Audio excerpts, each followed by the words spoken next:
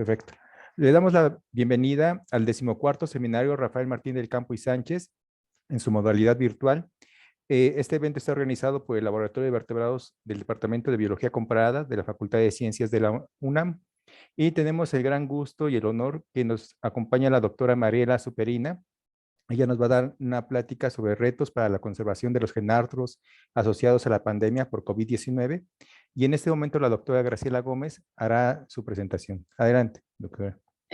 Buenas tardes a todos. Bienvenidos a esta nueva conferencia del Seminario Rafael Martín del Campo.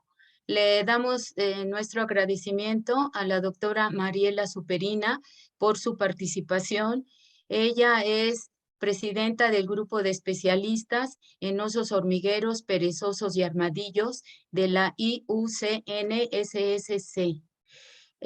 La doctora se graduó en la Universidad de Zurich, Suiza, sobre medicina veterinaria, abordando el estudio sobre la biología y mantenimiento de armadillos en cautiverio.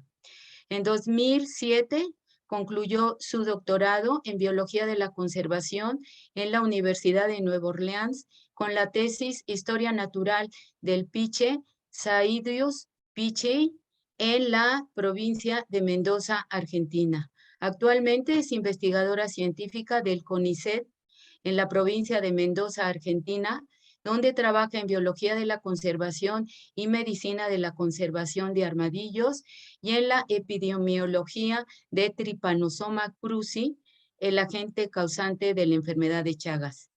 Además, es investigadora asociada de la Fundación Omasha, Colombia, asesora científica del Programa de Conservación y Manejo de los Armadillos de los Llanos de Colombia y Advisor for Conservation Training de la Fundación for International Aid to Animals.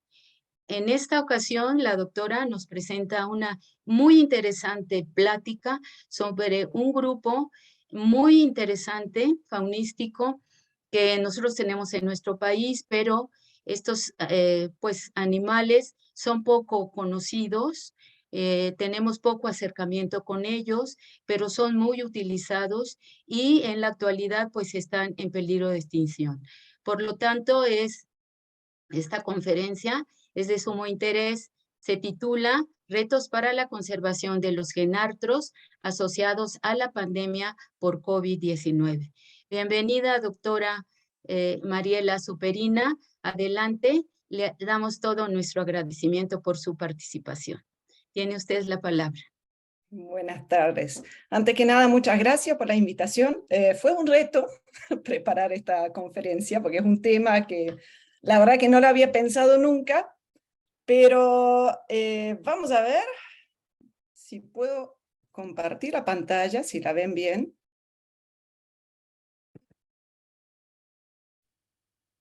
¿La ven bien ahí? Sí, está sí, perfecta, doctora. Muy bien, muy bien. Perfecto. Bueno, como estamos hablando de un tema un poquito inusual, tal vez, o sea, de fauna que no se ve todos los días en México, vamos a empezar por lo básico. Los genartos son mamíferos y es un grupo que ha despertado el interés y la curiosidad de los naturalistas, de los científicos durante siglos. Al comienzo tenían unas ideas un poco aventuradas, tal vez, de cómo se ven. A ver si puedo poner acá el láser.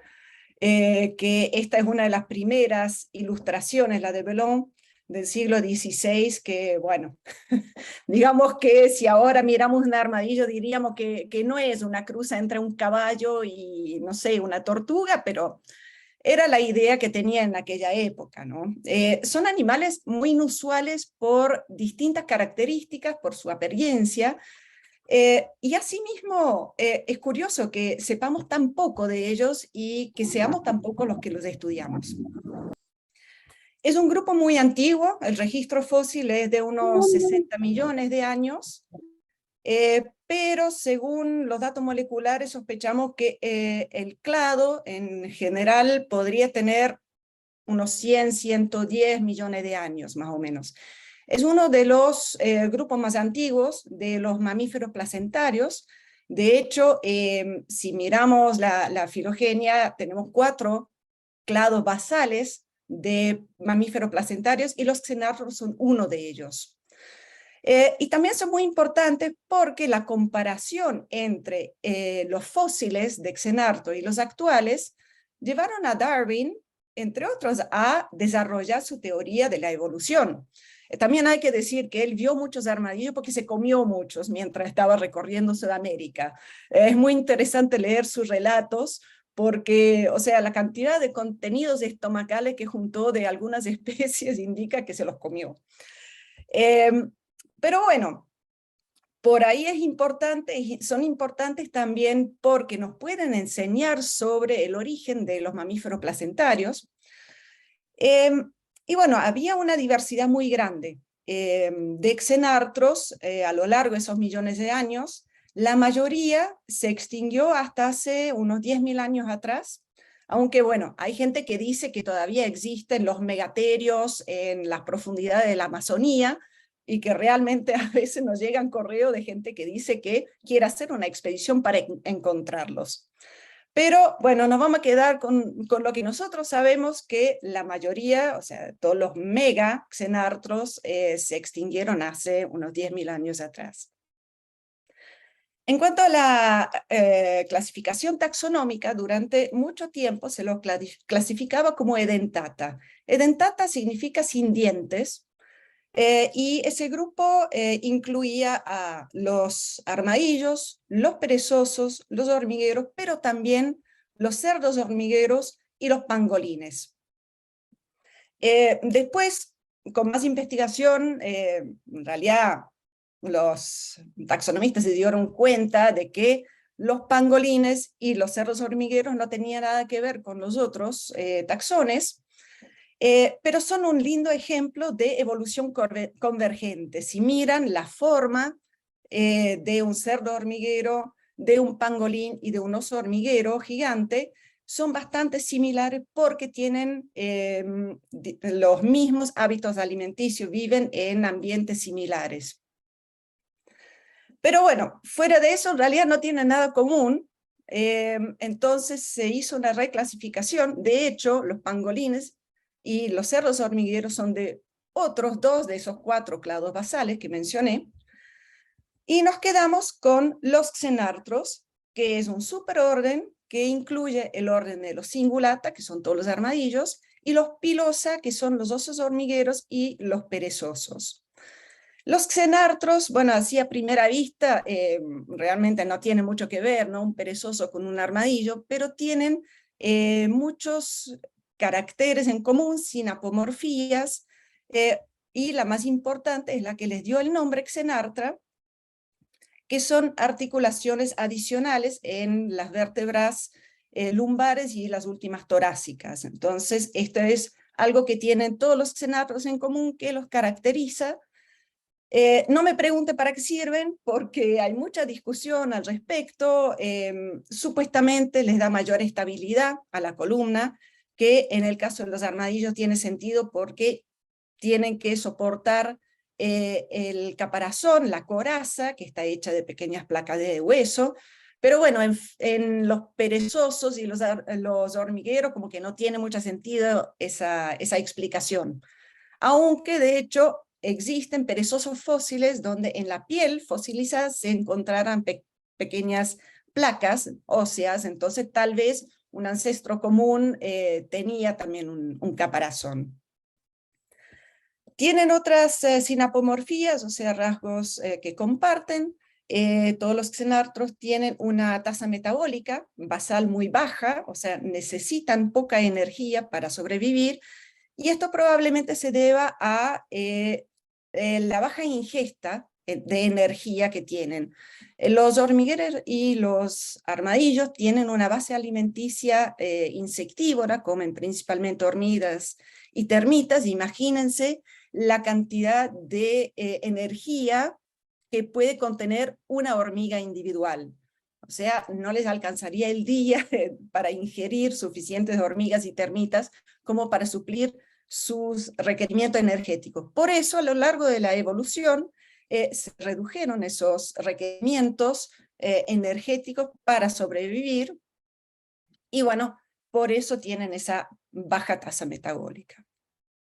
Otra cosa en común que tienen es que solo existen en las Américas, o sea, toda esa evolución que les decía de 60, tal vez 100 millones de años, ocurrió en las Américas. El origen del clado es probablemente en Sudamérica, y en el centro, esto es un mapa que muestra la distribución de todos los hormigueros en gris claro, los armadillos un poco más clarito, y en oscuro los perezosos. Y ven que están concentrados en el trópico y subtrópico, justamente porque ahí van a necesitar menos energía para mantener su temperatura corporal.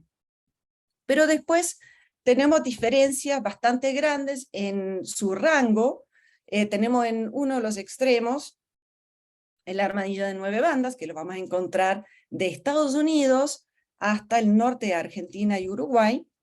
Y en el otro extremo tenemos al perezoso pigmeo, que es una pequeña especie de perezoso que vive solo en una pequeña isla de 450 hectáreas en la costa caribe de Panamá. Entonces hablemos un poco de taxonomía y cómo eso influye también en la conservación, que es lo que nos interesa hoy, ¿no? Entonces, si miramos un poco la historia de la taxonomía de los cenotros, vemos que hubo 31 especies actuales descritas en 243 años, y 4 de ellas entre el 1968 y 2001. Y después, hasta el 2015, no hubo ningún cambio taxonómico. Entonces, en realidad pensábamos que teníamos una taxonomía estable, o sea, sabíamos qué especies teníamos que evaluar el estado de conservación, y para qué especies, en consecuencia, teníamos que desarrollar estrategias de conservación. Pero, bueno, después aparecieron más estudios, por ejemplo, moleculares, y de repente nos cambiaron todo.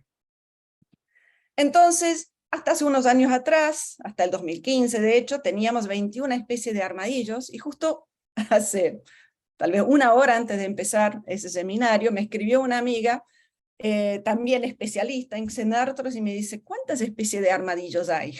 Y es como una pregunta que uno pensaría que es básica, ¿no?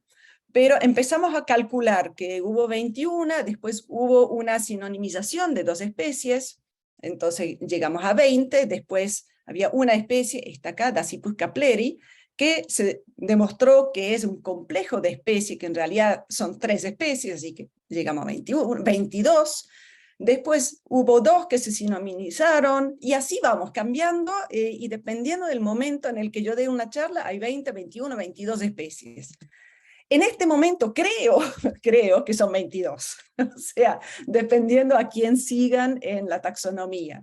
Pero bueno, eso es un reto también para la conservación, ¿no? Porque no sabemos cuántas especies tenemos que evaluar y conservar.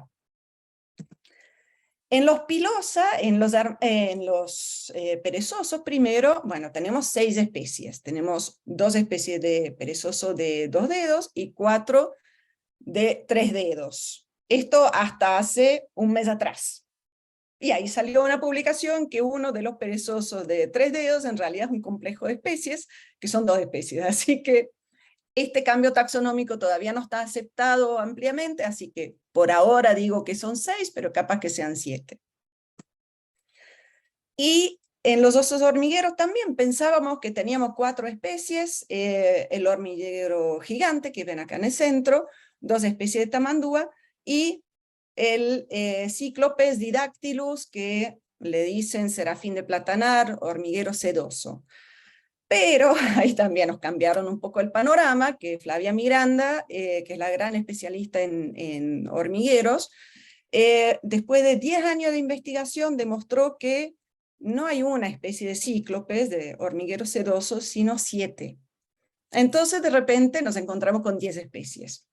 ¿Y qué tiene que ver eso con conservación? Veamos ese ejemplo de los cíclopes, específicamente, que hasta el 2018 teníamos una sola especie que estaba distribuida en Centroamérica, toda la Amazonía, tenía una distribución muy amplia, presuntamente una gran población, y estaba presente en áreas protegidas, entonces la categorizamos como preocupación menor.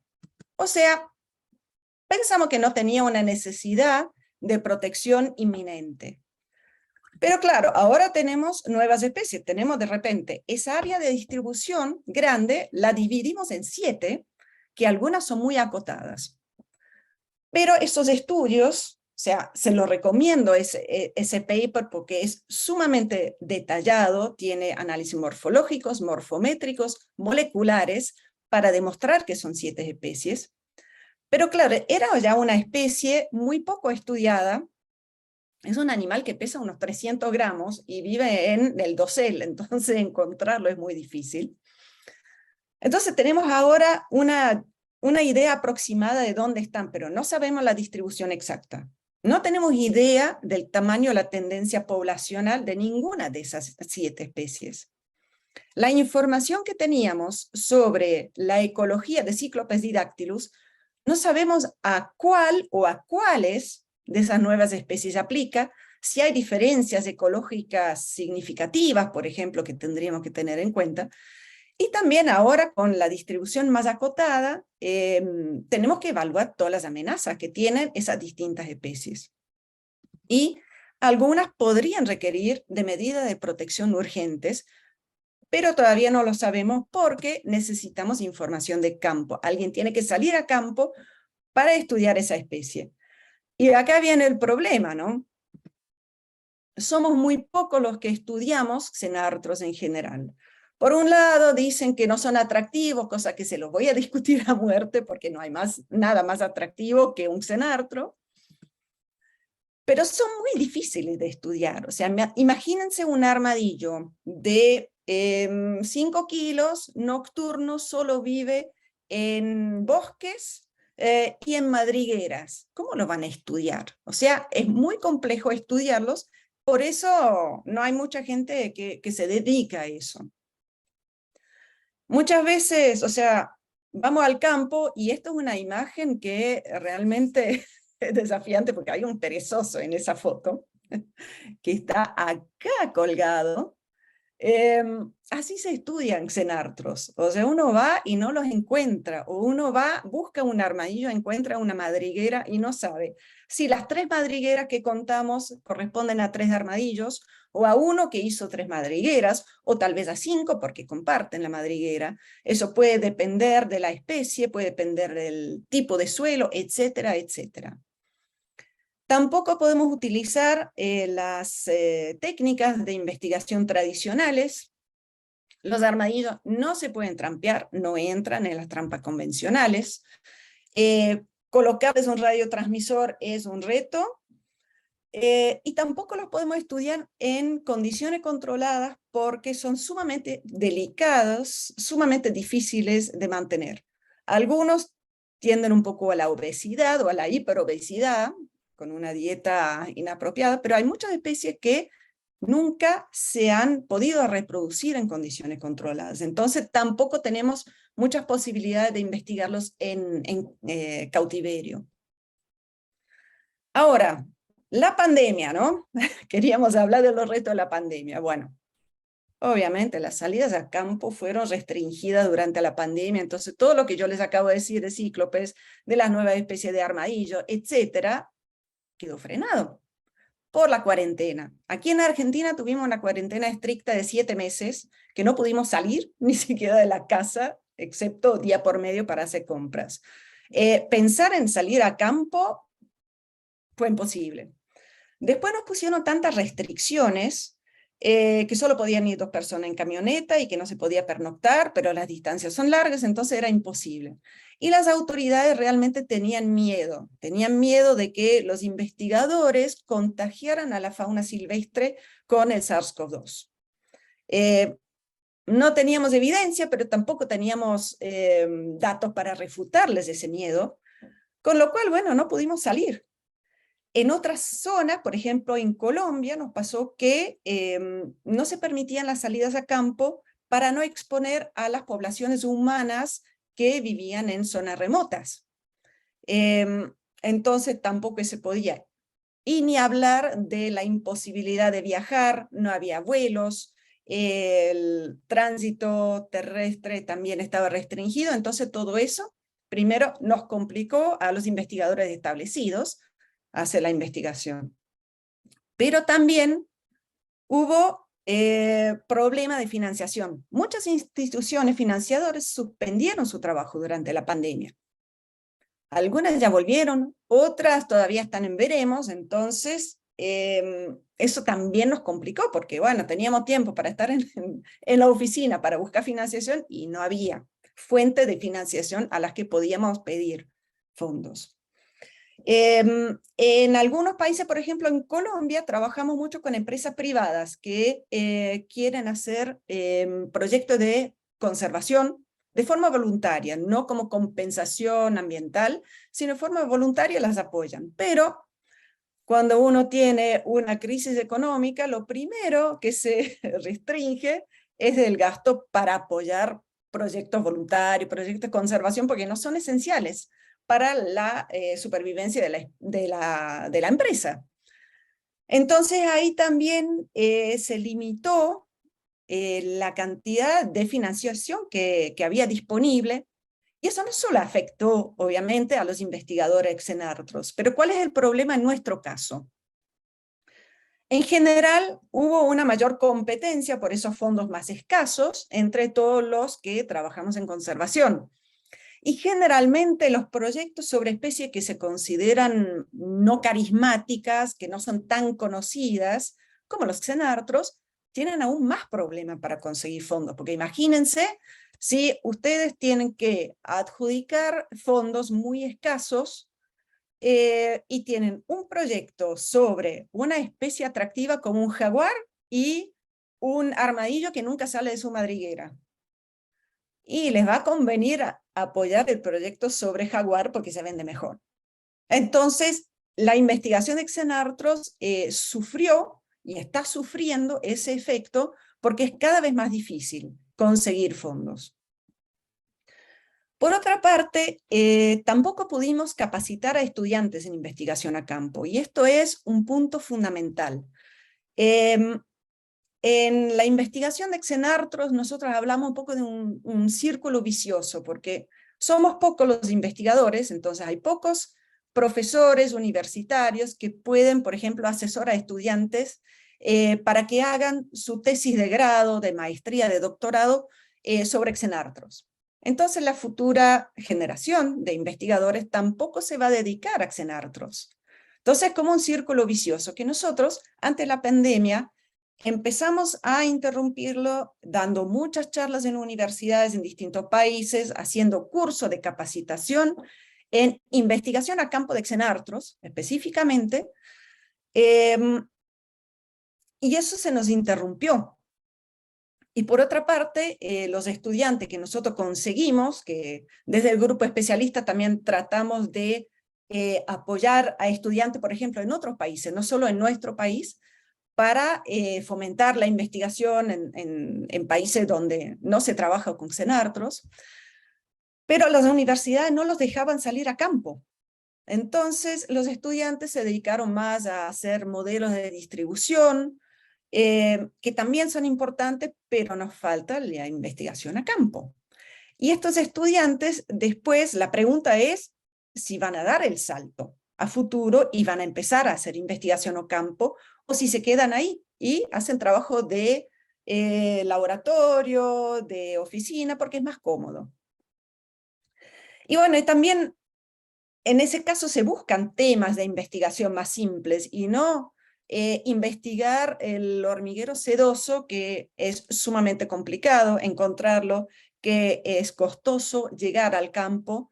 Entonces, ¿qué estudiante se va a animar en esas condiciones de incertidumbre de una pandemia que uno no sabe si te van a frenar de nuevo las salidas a campo, vas a conseguir financiación? Entonces, generalmente lo que hemos visto es que los estudiantes tienden a buscar temas un poco más fáciles. Ahora bien, hablemos un poco de estado de conservación de los Xenartros y veamos un poco cómo también las amenazas se han visto afectadas por la pandemia. Esto es un gráfico, o sea, en los siguientes gráficos van a ver siempre. En celeste, los pilosa, o sea, los perezosos y los hormigueros, y en verde, los armadillos, los cingulata. Y la escala, el porcentaje, significa el porcentaje de especies que están en determinada categoría. Todos esos slides que les voy a mostrar ahora se basan en la evaluación que hicimos del estado de conservación de los xenartros para la lista roja de especies amenazadas en el 2015. Esa fue la última que hicimos. Ahora estamos justo en el proceso de reevaluar todas las especies y de evaluar por primera vez esas nuevas especies que han aparecido desde el 2015. Entonces, ¿qué vemos? Que la gran mayoría de especies están categorizadas como preocupación menor. Esto suena como que no hay problema de amenaza, pero la realidad es que las tuvimos que categorizar así porque tienen una distribución amplia. Y no sabemos nada de las poblaciones, o sea, no tenemos la información necesaria como para hacer una evaluación un poco más detallada. Y las evaluaciones de listas rojas son objetivas, basadas en criterios objetivos y que hay que seguirlos a pie de la letra. Entonces, como que tenemos las manos atadas. No podemos categorizar esa especie de otra forma porque no tenemos la información. Más grave aún es que hay 5 especies de armadillos que están clasificados como datos insuficientes, o sea, ni siquiera tenemos suficiente información sobre esas especies como para poder decir si están amenazadas o no. Claro que para una especie que podría estar muy amenazada, pero simplemente no lo sabemos, una pandemia de 2 años es un lapso muy largo, ¿no? Que no sabemos qué pasa con la población, que capaz que se está por extinguir y simplemente no lo sabemos y no la podemos estudiar porque no podemos salir a campo. En cuanto a las amenazas, acá mismo sistema de colores y de porcentajes, vemos que la gran mayoría, casi todos los xenartros están afectados por la cacería, pero el motivo de caza es distinto en los cingulata y los pilosa. En los armadillos, la cacería ha existido por siglos, se los ha utilizado como fuente de proteínas en todo el continente por comunidades indígenas. Hay cacería de subsistencia en casi todos los lugares. Recién estábamos hablando que también en el sur de México hay cacería de armadillos de 9 bandas. Y por otra parte, los pilosa, los hormigueros y los perezosos no se comen generalmente, o sea, hay muy limitados registros de comunidades indígenas que los comen, pero se los caza para mantenerlos como mascotas. Antiguamente era más a nivel regional, que se lo llevaban del campo donde estaban, no sé, de la selva, se lo llevaban a las aldeas. Pero últimamente hay una tendencia a tener mascotas exóticas, entonces el tamandúa de repente es fantástico como mascota, aparentemente. Es lo peor que pueden hacer es mantener un xenartro como mascota. Y quiero enfatizar eso un poquito y detallarlo de cómo llegan esos animales al mercado de mascota para que vean el impacto en la conservación que tienen. Porque tanto en perezosos como en hormigueros, los cazadores matan a la hembra para apropiarse de la cría, y las crías generalmente les cuesta mucho adaptarse a una dieta artificial, tanto en el caso de los perezosos, que son folívoros, y tienen determinadas especies de plantas que comen, como los tamandúas, que son insectívoros. Entonces, acostumbrarlos a una dieta artificial es sumamente complicado y estimamos que de 10 tamandúas que se extraen de la naturaleza, que ahí ya tenemos 10 madres muertas, de esos 10, solo uno llega al mercado de mascotas, por ejemplo, en Estados Unidos. Después no sabemos las tasas de supervivencia, pero el impacto es cada vez más grande sobre las poblaciones silvestres. Y a esto, sobre todo en el caso de perezosos, se ha sumado otro gran problema que es el del turismo selfie. La gente quiere sacarse una foto con un animal exótico, ¿qué mejor que un perezoso que no los va a morder, que no muestra signos de estrés? Al menos eso es lo que piensan los que ofrecen esos animales. La realidad, desde el punto de vista de bienestar animal, es que es fatal, porque también los cazadores salen a campo, capturan una hembra, la matan, se apropian de la cría, la ponen en una jaulita, en la mañana la sacan, se lo dan al primer turista, cobran por eso, turista se lo da al siguiente y así está todo el día yendo de brazos en brazos. En la noche lo colocan de nuevo en una jaulita hasta el día siguiente. Cuando se muera el animal por el estrés, el inmenso estrés que tiene, y la dieta inapropiada o por inanición, simplemente van al campo y capturan otro. Entonces esto para nosotros es un problema de conservación que está incrementándose y las redes sociales son un problema y son un causante de todo eso. Ahora bien, ¿qué tiene que ver la pandemia con todo eso? Vamos primero con los armadillos. Hemos visto un incremento de la cacería de subsistencia en la pandemia, porque hubo falta de ingresos en muchas personas por las restricciones, porque no los dejaban trabajar, no podían ganar su plato del día, salían al campo a cazar. Y los armadillos son una presa fácil, entonces salían a cazar y a matar armadillos, a pesar de que sea ilegal en muchos lugares.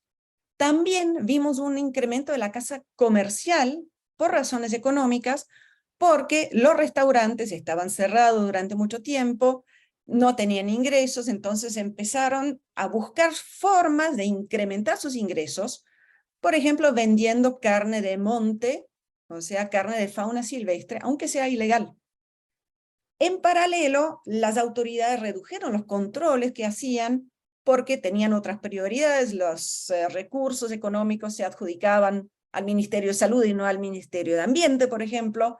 Había una restricción de circulación, el personal tenía COVID, entonces no se salía, no se querían contagiar, etc. Entonces, esto fue durante la pandemia y todavía no sabemos cómo va a seguir esto, porque obviamente ahora hay que retomar los controles y hay que volver a hacer toda la educación para decirle a la gente que no coma fauna silvestre. ¿Y por qué? Entonces, esto puede ser un problema a mediano plazo porque la gente se va acostumbrando a estas cosas y es muy difícil sacarles después de nuevo esas costumbres.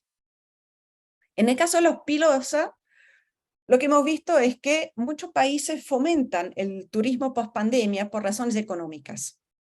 Claro, tienen que recuperar la economía, entonces el turismo es una de las formas, y ahí los controles se ponen un poco más laxos, entonces, por ejemplo, controles ambientales no se hacen tanto.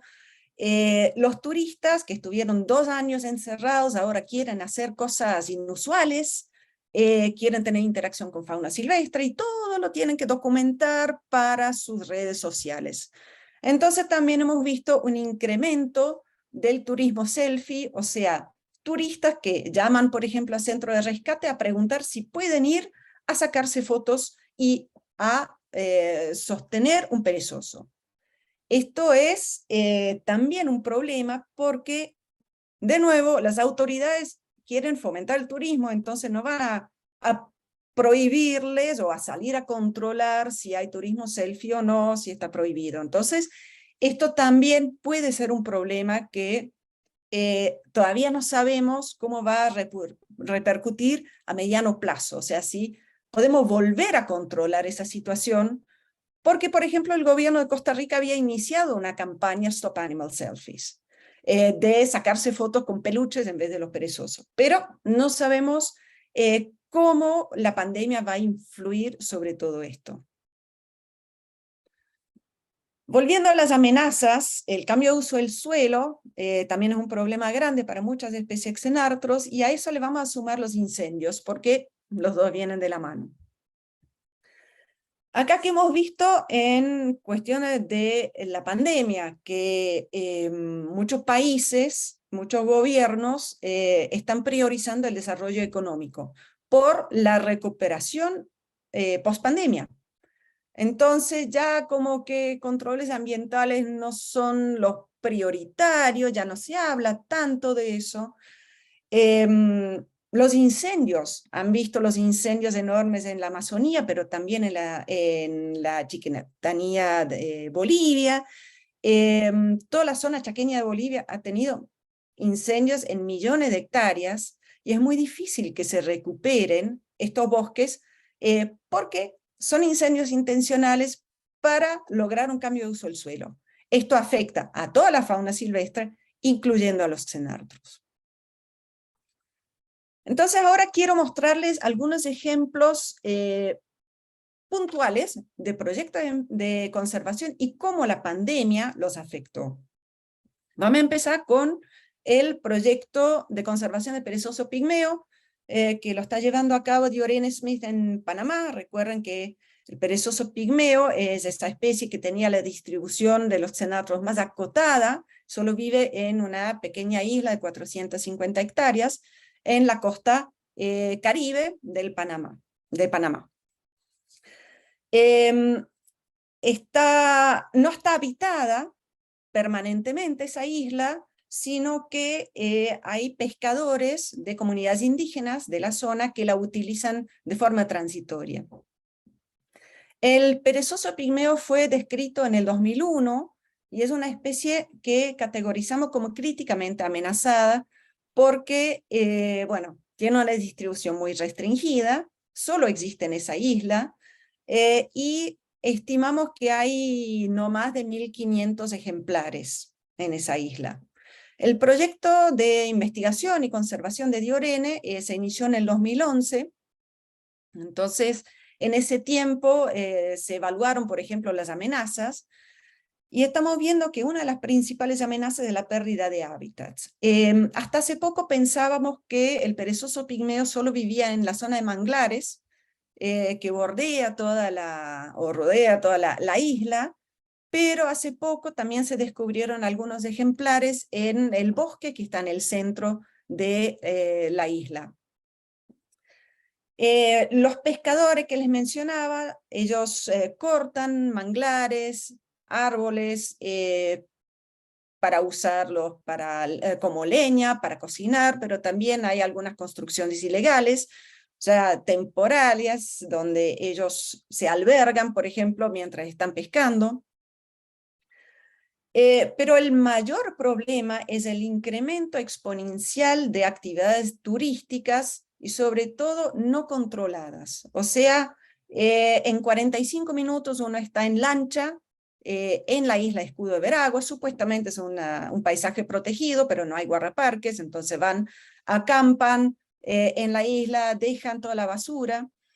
Y además estamos viendo desarrollo, proyectos grandes de desarrollo turístico en el continente, pero que utilizan la imagen del perezoso pigmeo para vender su proyecto. O sea, esto acá, Veragua, está ubicado en toda la costa de Panamá.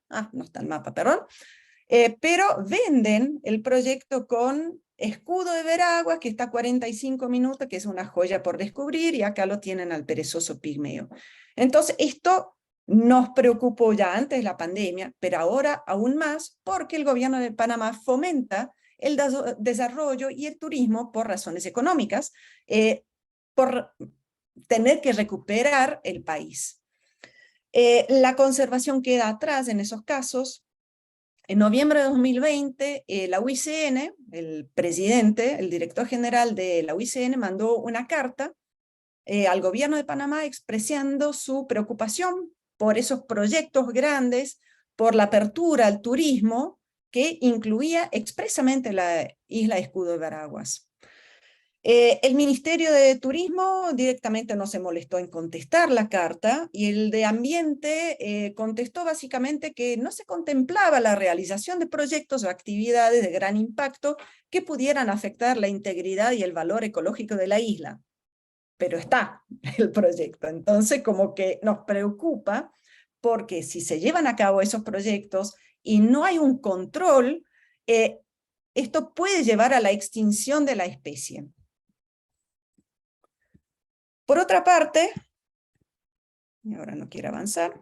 Bien, ahí. Por otra parte, bueno, Dioren estaba haciendo mucha investigación a campo porque es fundamental saber dónde viven, cómo viven, etc.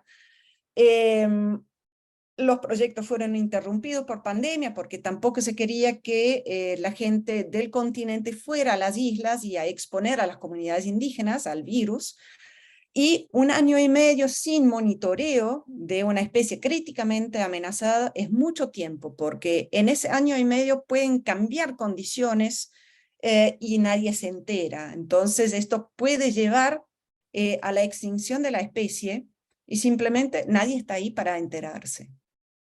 Los programas de educación para las comunidades indígenas fueron interrumpidas por las mismas razones, pero bueno, se retomó ya, se trabajó también de forma virtual, y creo que la virtualidad hay que destacarlo también, que es algo bueno que salió de la pandemia. Si tenemos que rescatar una cosa buena de la pandemia, es eso, que se pueden hacer charlas virtuales, alcanzar a una mayor cantidad de gente, de niños, pero bueno, igual la interacción es importante y eso se está retomando ahora.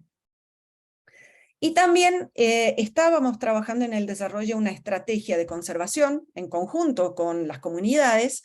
Eso quedó trunco, o sea, en el 2018 se hizo un primer taller. Recién ahora en junio del 2022 pudimos desarrollar un plan de acción para la conservación del perezoso pigmeo y la isla, en conjunto con las comunidades y en una modalidad mixta, o sea, presencial y virtual. Ahora vamos a saltar a otro país, otro taxón, vamos a hablar de armadillos, el programa de armadillos en los llanos orientales de Colombia. Se dedica a 5 especies de armadillos que ocurren en los llanos, en toda la zona de la cuenca del Orinoco, en Colombia. Esta zona tradicionalmente era de ganadería extensiva. Los llaneros, la cultura llanera incluye a los armadillos en canciones, en tradiciones, en coplas, un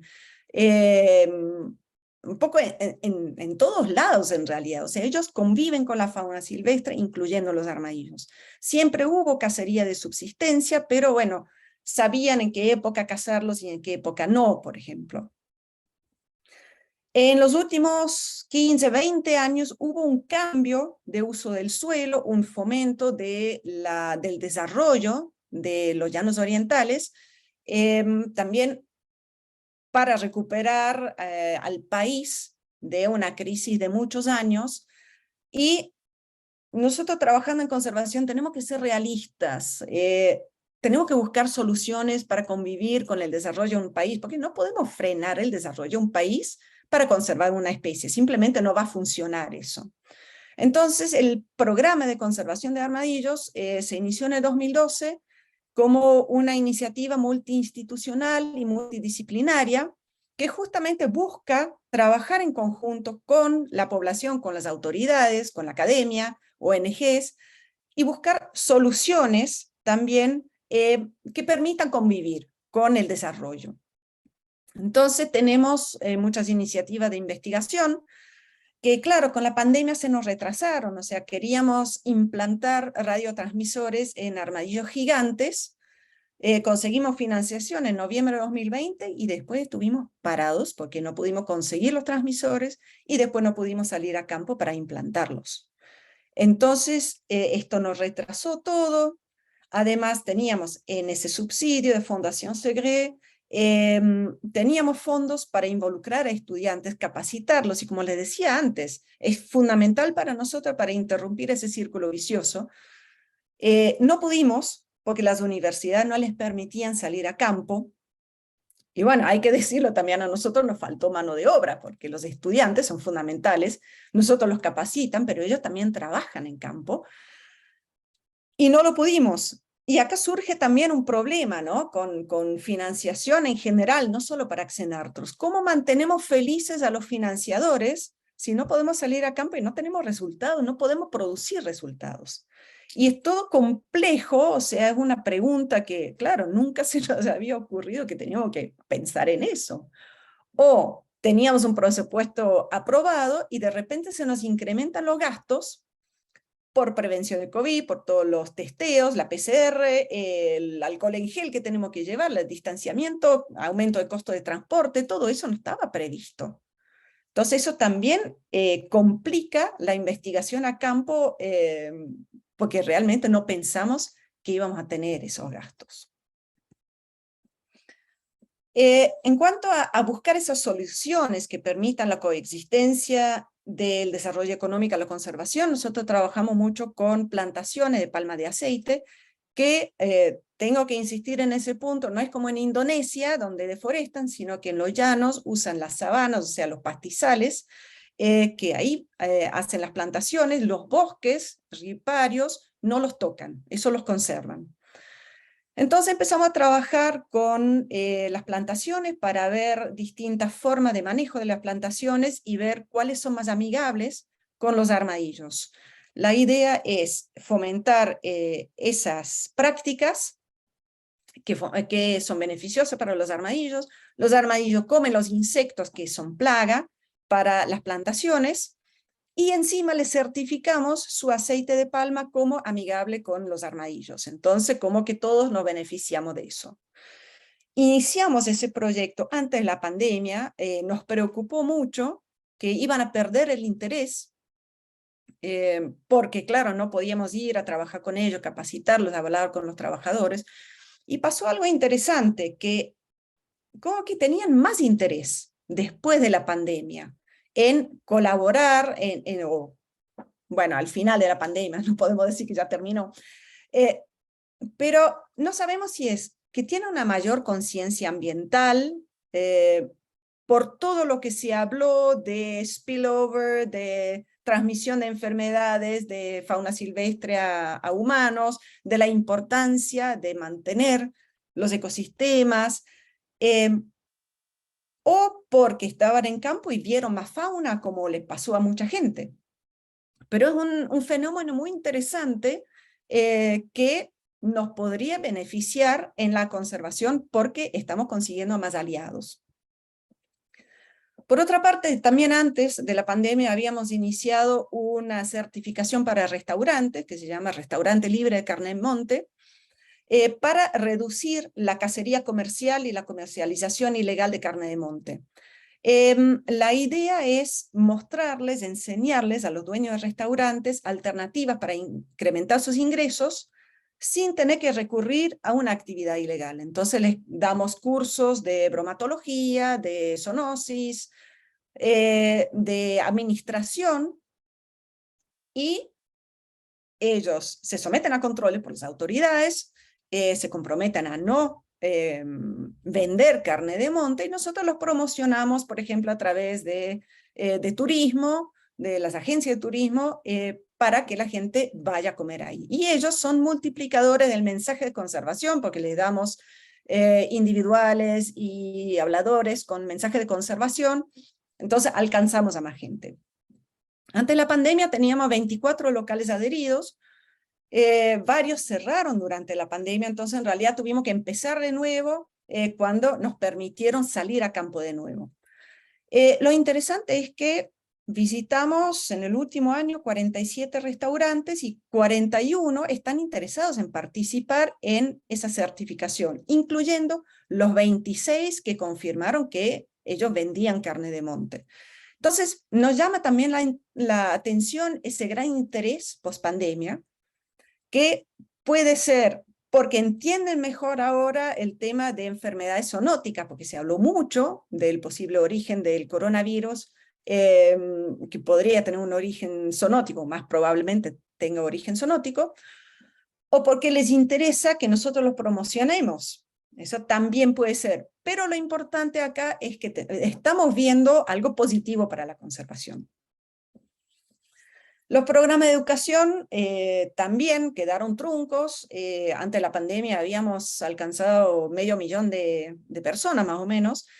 Estuvimos trabajando en establecer a los armadillos como especies insignias de los llanos, trabajamos con las autoridades, capacitamos a la Policía Nacional, fuimos a las escuelas.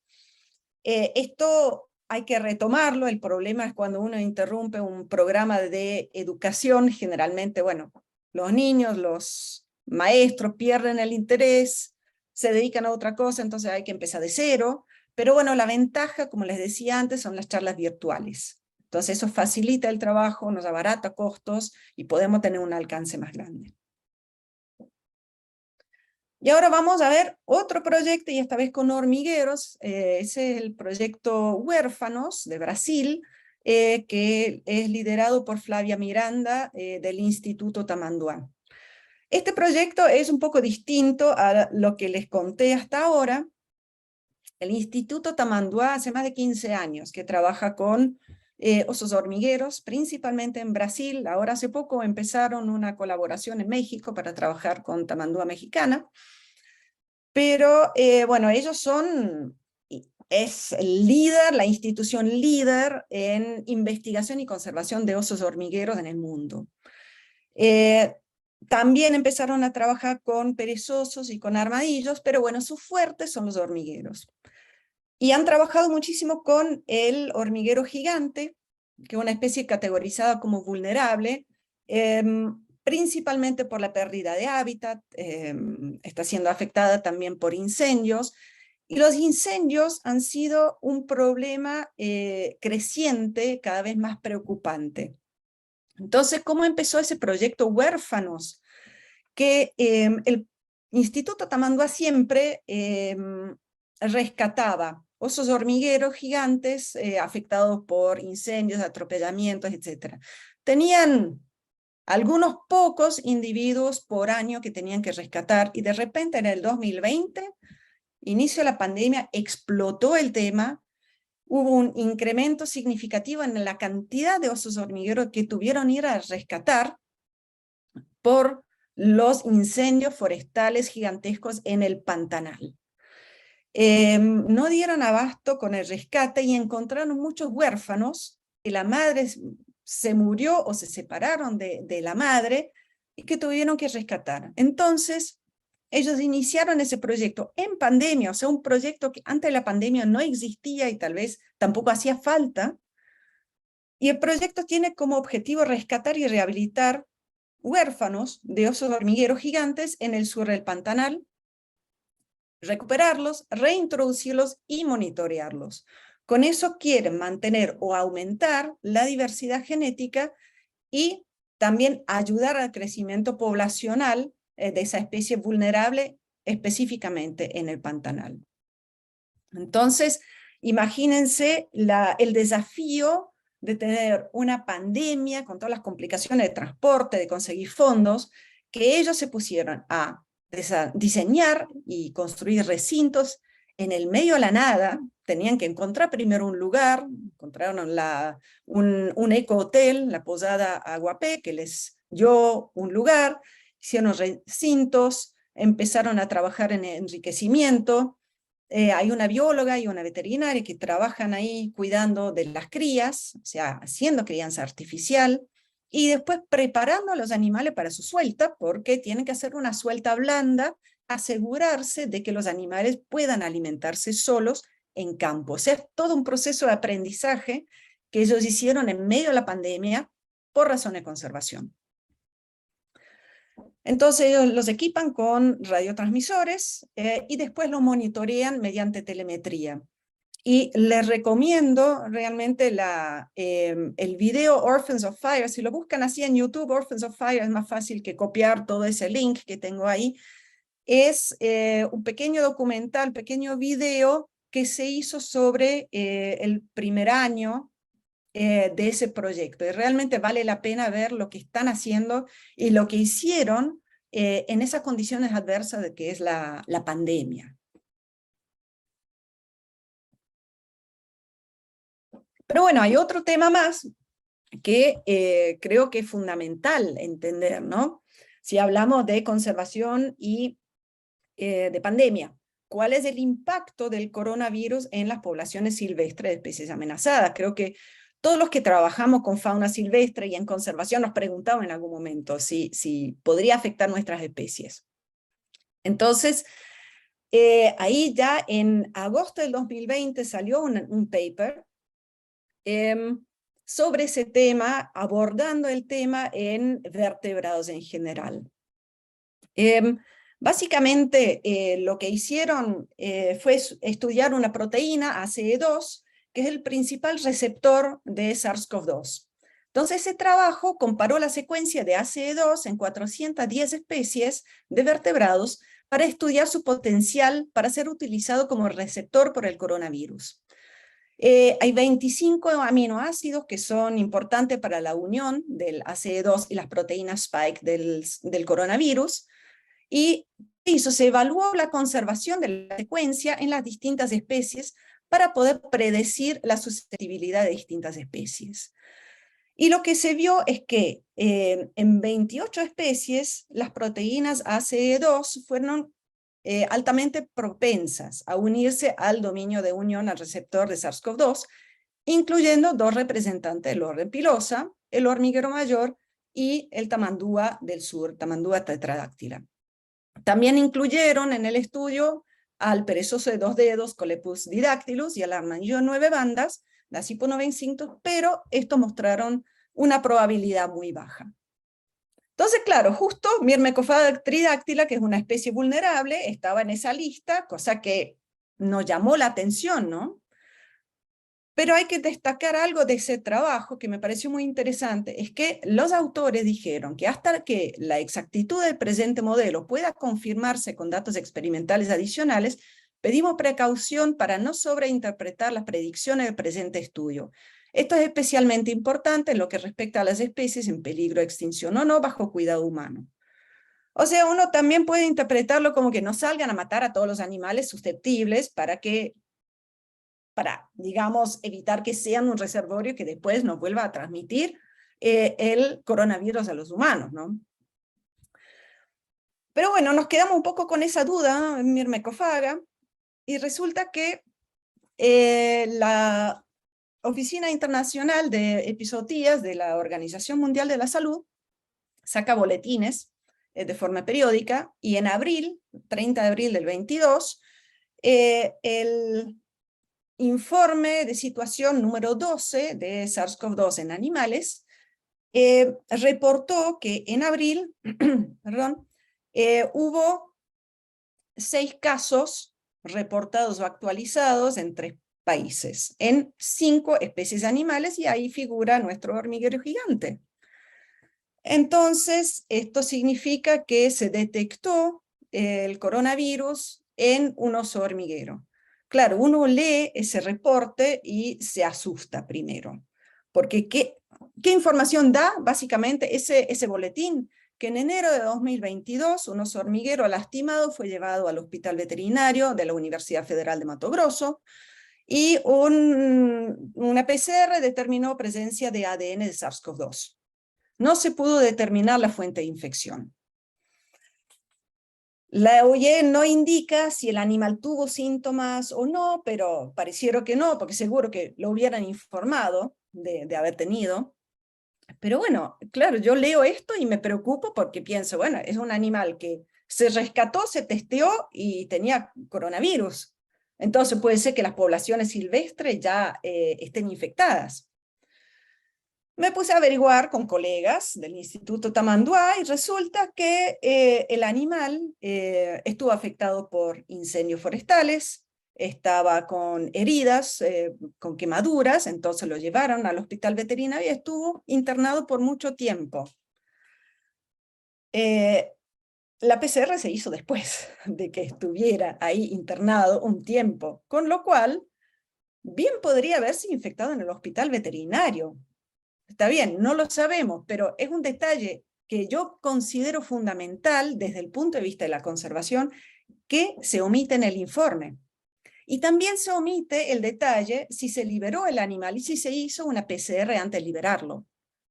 ¿Por qué? Asumimos que, o sea, si asumimos que se infectó en cautiverio, todavía era portador de una carga viral interesante, lo liberamos, ahí podría haber contagiado a la población silvestre y podía haber hecho un desastre eso. Pero de eso no se habla, no se lo menciona, no se lo estudia, entonces uno siempre se queda con esas dudas, sobre todo desde el punto de vista de conservación. Y en ese contexto, acá viene otro caso, que justo cuando estaba preparando esta conferencia, explotó este caso en Argentina, que salió un preprint, no un artículo, es un preprint, o sea, un artículo que acá abajo dicen que es un preprint, todavía no ha sido certificado por revisión por pares, eso es importante, pero bueno, los autores consideraron que sus resultados son tan importantes que hay que publicarlo en el servidor de preprint. Y al día siguiente, 24 de agosto, en todos los diarios de Argentina hablaban de que había una variante de coronavirus en Armadillos. Y las noticias, así les doy una de Radio Mitre, que es una radio nacional, que está acá a la derecha, entonces el equipo de científicos del Proyecto País. El Proyecto País básicamente tiene financiación para investigar SARS-CoV-2 en fauna silvestre. Y estaban desesperados por conseguir muestras de la especie que sea para poder hacer la investigación. Entonces, bueno, consiguieron muestras de armadillos. Y dice, detectó un brote de la variante Manaus. Un brote a mí me suena a que son muchos animales, ¿no? Resulta que eran 4 armadillos de La Pampa. Y después el texto dice, el equipo monitorea la evolución del SARS-CoV-2 a nivel nacional y mencionó que la transmisión del virus se da por el creciente tránsito de la especie a las zonas pobladas. Ustedes, si trabajan en conservación, ¿no les da un ataque de pánico esto? Bueno, nos pusimos a revisar ese preprint y les doy un poco de detalles. Son 4 ejemplares. Todos vivieron en un bioterio desde los 6 meses de edad para estudios neuroquímicos y uno de ellos nacido en el bioterio. No son animales de campo, eso las noticias no lo dicen. Empezaron con síntomas respiratorios en marzo de 2022 y también tenían endoparásitos, o sea, digamos que el control sanitario parece que no era la maravilla. Identificaron la variante gamma en 3 ejemplares y la última identificación de esa variante en humanos de Argentina fue en diciembre de 2021. Por eso ellos consideraron importante publicar eso antes de la revisión por pares. Está bien. Uno se pregunta, ¿no? ¿Dónde estaba ese virus en esos 3 meses y qué puede pasar? Pero no son animales, no son armadillos que estaban en el campo. Y en el preprint dicen que la posible fuente de infección podrían ser roedores que habían ingresado al predio. A mí me preocupa esa parte, porque no han estudiado roedores, no han capturado los roedores que ingresan al predio, y que entonces serían la fuente de infección y no los armadillos. Y después terminan diciendo que el descubrimiento de Chaetophractus villosi, el armadillo peludo, como un hospedador susceptible, tiene una relevancia enorme debido al incremento del tránsito de esa especie del campo a áreas pobladas. Como se imaginarán, no hubo nadie que sepa de conservación entre los coautores. No dicen cómo se mantuvieron esos animales, si estaban, por ejemplo, estresados por la forma de mantenimiento, con lo cual tendrían la defensa baja y serían más susceptibles.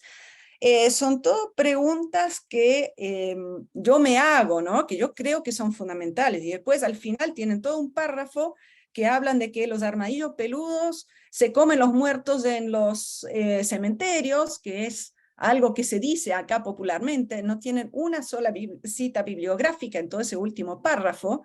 O sea, tampoco son especialistas en armadillos.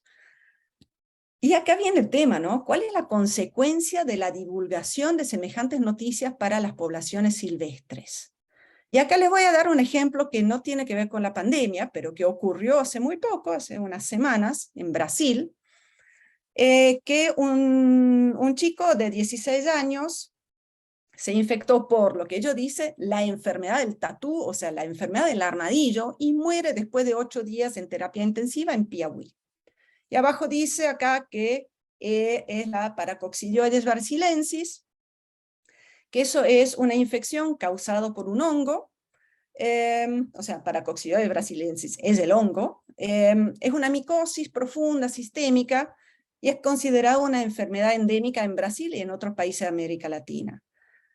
¿Qué pasó cuando publicaron eso? La gente en el nordeste de Brasil, en Piauí, salió a matar armadillos directamente, o sea, salieron a cazar armadillos para que no haya más casos de enfermedad del tatú. Entonces, esa es la consecuencia que podemos tener por la divulgación de una noticia no muy bien formulada. Porque después Instituto Tamanduá salió a aclarar en los medios que no es la enfermedad del armadillo, es la enfermedad de la cacería. Porque a ese hongo se transmite cuando se inhalan las esporas que están en el suelo. No hay contaminación de la persona, del armadillo a la persona o entre personas. ¿Cuál es la relación con los armadillos? Casi ninguna. No hay transmisión del armadillo a la persona. El factor en común, la relación, es la cacería. Porque cuando tratan de capturar el armadillo, las esporas pueden levantarse del suelo, estar contaminando a la persona y así se infecta, porque está cazando el armadillo, no porque está el armadillo vivo. Entonces, lo mismo puede pasar con una noticia como la del armadillo peludo, que hubo un brote y que son los malos de la película y que salen del campo y están invadiendo las zonas urbanizadas, supuestamente. La gente puede tomar esto como una excusa para salir a matar armadillos o cualquier otra especie amenazada. Y yo creo que esto es uno de los problemas de conservación que vamos a tener si no nos cuidamos un poco en la forma de transmisión, porque una vez que salió esa noticia, después podemos hacer todas las campañas en redes sociales que queremos, nunca vamos a alcanzar el mismo público y el público no va a escuchar con la misma atención nuestras aclaraciones como tomaron la primera noticia. Entonces, yo les pido encarecidamente, si están haciendo investigación, tengan cuidado en cómo transmitan los mensajes, porque a veces como investigadores nos olvidamos de esa parte que el público en general puede interpretar cualquier cosa. Y con eso cierro acá. Tenemos bastante tiempo todavía para preguntas, para conversar, así que voy a dejar de compartir pantalla, si te parece bien, Noé. Sí, perfecto, María, sí, adelante. Ahí Perfecto. estamos. De hecho, tienes algunos comentarios en esa parte que dicen que, bueno, dicen que en México los armadillos son usados para hacer instrumentos musicales, que se han visto para hacer bolsas e instrumentos. Georgina Santos menciona que las redes sociales deberían funcionar en un sentido contrario, ¿no? En lugar de alentar el turismo de interacción con fauna, deberían de advertir el no hacerlo, ¿no? Para no afectar las poblaciones silvestres. Rosalba Carrión dice, es cierto que hay que reactivar la economía, pero no basado en fomentar el turismo donde involucra la fauna silvestre. Parece que no hemos aprendido también ese comentario. Pero aquí hay una pregunta, acá abajito estaba viendo. Bueno, también preguntan, pero no sé si la preguntaron de manera general, dice que ¿cuál es el futuro de la rehabilitación y recuperación de poblaciones de osos hormigueros? Y dice, ¿y qué futuro habrá en la conservación de los armadillos? Pero me parece que como más en general, no, no sé si quieres contestar Sí, a esas.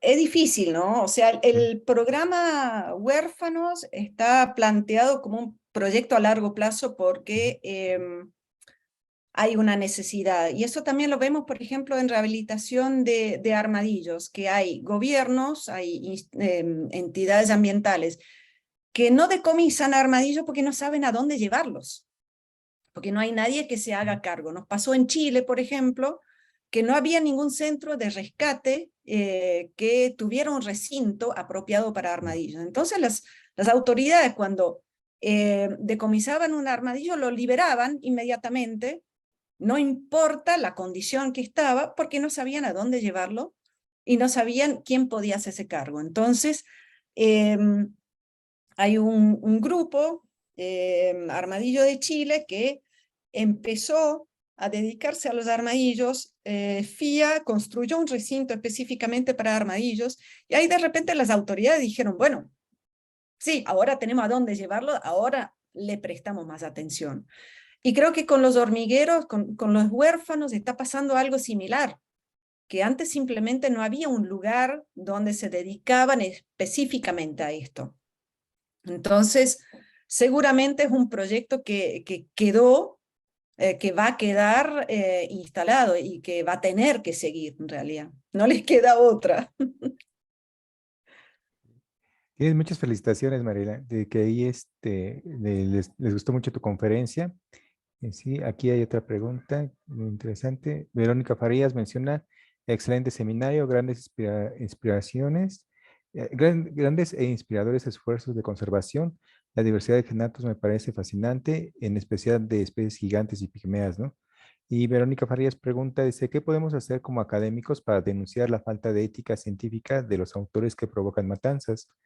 Este, ¿Se podría levantar Es, algún tipo de denuncia legal basado en leyes de protección de fauna silvestre?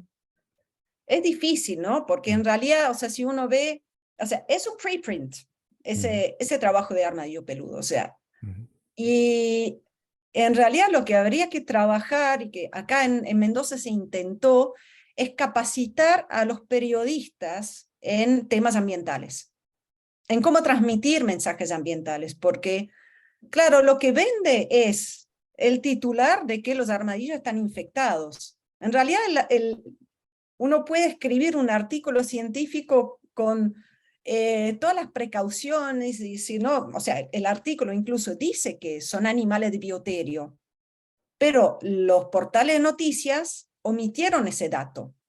Y muchas veces es muy difícil controlar qué es lo que va a publicar un periodista, porque tiene que vender, tiene que atraer gente. Entonces, es muy complicado ese tema. Y yo creo que como investigadores tenemos una responsabilidad eh, de hablar con periodistas y asegurarnos de que publiquen lo que es correcto. O sea, insistir, si damos una entrevista, insistir en leer el artículo antes de que salga, que los periodistas en general no quieren, porque no, que les vamos a robar la información, pero creo que tenemos una responsabilidad en verificar que todos los datos sean correctos y que realmente se transmita lo que uno quiere. exacto, coincido. Me preguntan que dónde se va a ver después disponible el video. Pueden checar en Facebook, en la página del seminario Rafael Martín del Campo y Sánchez, ahí se va a hacer la difusión, o en el canal de YouTube Noé Pacheco Coronel, ahí están disponibles todos los videos del seminario. Y sí, tienes muchas felicitaciones, Paulino Fermín, muchas felicidades a la ponente. Es muy interesante el tema que motiva a estudiar los armadillos, ¿no? ¿Qué más? En México hay una UMA en San Luis Potosí donde se rehabilitan tamandúas, dice Verónica Farías. Y dice, a ver, dice Diana Franco, dice, si bien es cierto que son portadores de ciertas enfermedades, así mismo suele decirse de los armadillos, son portadores de la lepra. Dice, ella dice que si los armadillos son portadores de la lepra, si es cierto o es una leyenda, así como que. Eh, es complicado Sí, el ¿verdad? tema. Solo el género Dasypus puede ser portador. Los otros, bueno, hasta hace poco por lo menos se decía que los otros géneros, que hay 9 géneros, no eran susceptibles, aunque hace muy poco salió un trabajo sobre otra especie de otro género que sí era susceptible, pero dentro de los armadillos después solo determinado porcentaje es susceptible. Entonces, el armadillo de 9 bandas se ha utilizado para investigación de lepra desde los años 70.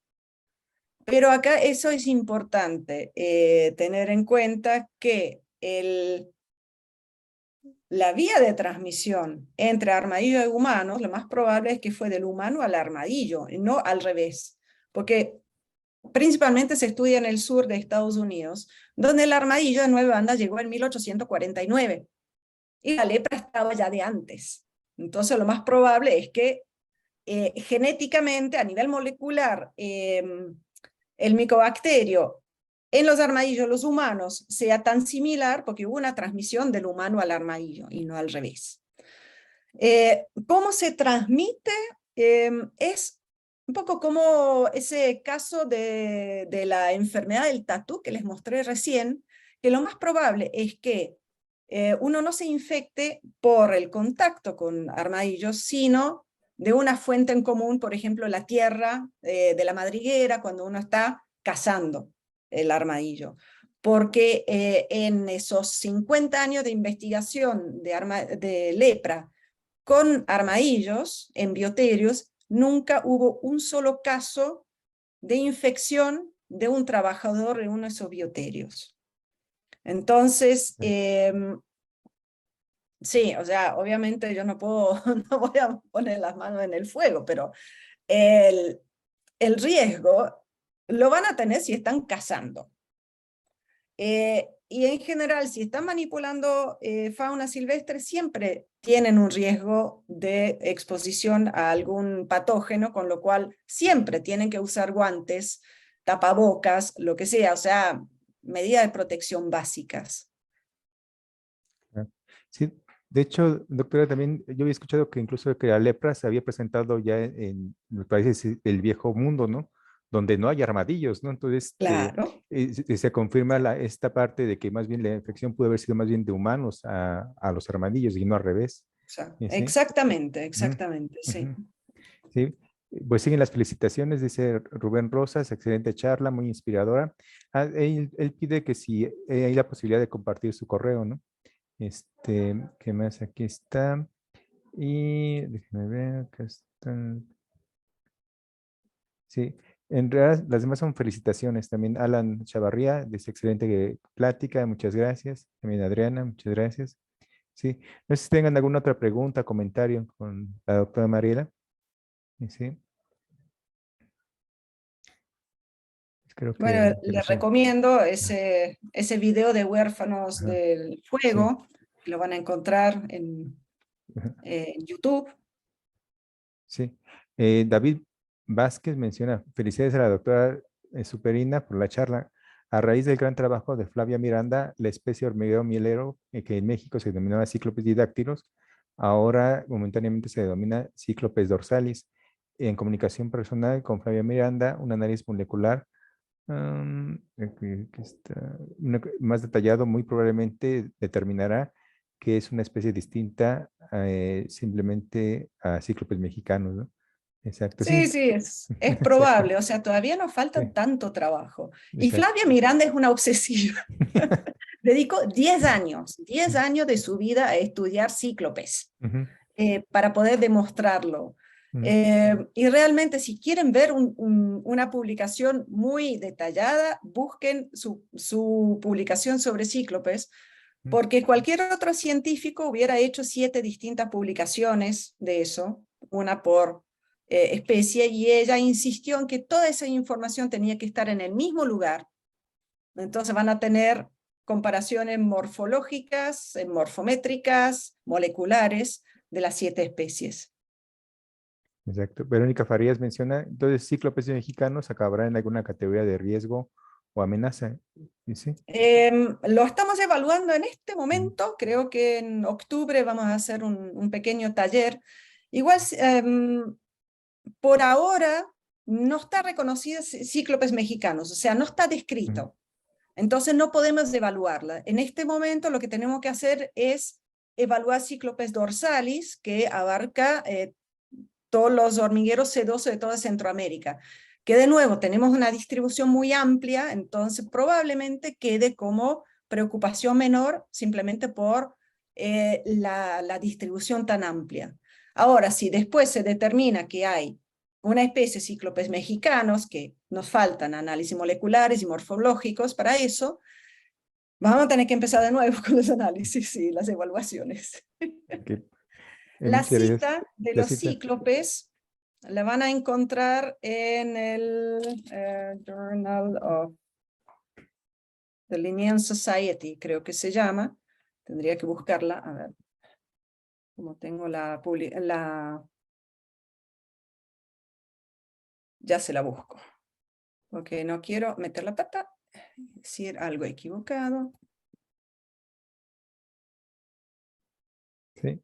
Mientras tanto, también Vicky dice, Digamos. gracias por la plática, ojalá y los periodistas entiendan cómo se debe tratar a la fauna silvestre y no provocar matanza. Exacto, pues al final también la importancia del valor del comunicador, ¿no? Del periodista, ¿no? De no por llamar, hacer una nota que venda, o sea, puede poner en riesgo justamente a las poblaciones de animales, ¿no? Justamente. Sí. Claro, sí, sí. Mm, Yo creo que es algo que no tenemos en cuenta normalmente, ¿no? Porque nos dedicamos a hacer investigación y no somos comunicadores. ujú, Como que también nos falta esa capacitación ujú, de cómo transmitir nuestra información. claro, perfecto. Ahí Aquí les está. puse Miranda et al. En el Zoological Journal of the Linnean Society, 183. Ujú, perfecto. Sí. Pues creo que ya no hay preguntas. Entonces, pues te agradecemos mucho, realmente fue un honor justamente escucharte, ver todo lo que están haciendo allá justamente con los Genartos en Argentina, las colaboraciones que hacen en otros países, en Sudamérica, en Brasil, ¿sí? Realmente hemos aprendido mucho justamente con la plática, fue muy enriquecedora. Digo, hay muchísimas felicitaciones que tengo que están aquí en el chat. Y esperamos poder contar nuevamente con tu presencia en algún otro seminario, ¿no? Los seminarios no siempre son de COVID, o sea, siempre hay de diferentes temas, digo que ahí, nada más que Buenísimo. ahora, sí, exacto, como al final del día entre todos nos retroalimentamos, entre todos aprendemos. Ah, de hecho aquí David Vázquez, muchas gracias David, ya compartió la cita completa, perfecto. Buenísimo. Este, Gracias, David. y te agradecemos mucho, sí. Y te mandaré por tu correo tu carta de agradecimiento, tu constancia y también tu video, así como tal. Y, y bueno, antes de que se vayan, también los invitamos para que nos acompañen para el siguiente martes 27 de septiembre. Nos va a dar la conferencia el doctor Juan Carlos Serio Silva del Instituto de Ecología ACE y NECOL, y él va a dar una conferencia que se llama El amor, entre comillas, trabajando con primates en tiempo del coronavirus, retos y oportunidades, ¿no? También es un tema bastante interesante, que es lo que está haciendo también con los primates mexicanos aquí. Te agradecemos mucho, Mariela, Gracias. pues ahora sí que estamos en contacto y a todas y a todos les deseamos que tengan una excelente tarde, que tengan felices fiestas patrias y bueno, aquí hay muchos aplausos también. Muchas gracias, Mariela. Muchas gracias a Sí, Andrés, ustedes. sí.